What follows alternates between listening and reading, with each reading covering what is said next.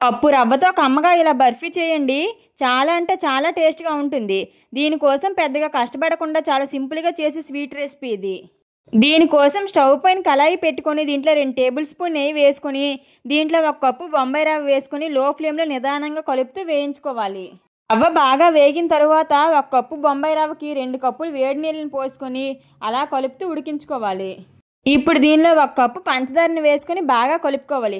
పంచదార బాగా కరిగిన తరువాత దీంట్లో 1 స్పూన్ యాలకుల పొడి, అలాగే కొద్దిగా ఫుడ్ కలర్ వేసుకోవాలి. ఫుడ్ కలర్ ఆప్షనల్ మాత్రమేనండి. మీకు నచ్చితే వేసుకోవచ్చు, లేకపోతే లేదు. లాస్ట్లో కొద్దిగా నెయ్యి వేసుకున్న తర్వాత ఈ స్వీట్ అంతా ప్యాన్ నుండి సెపరేట్ అవుతుంది.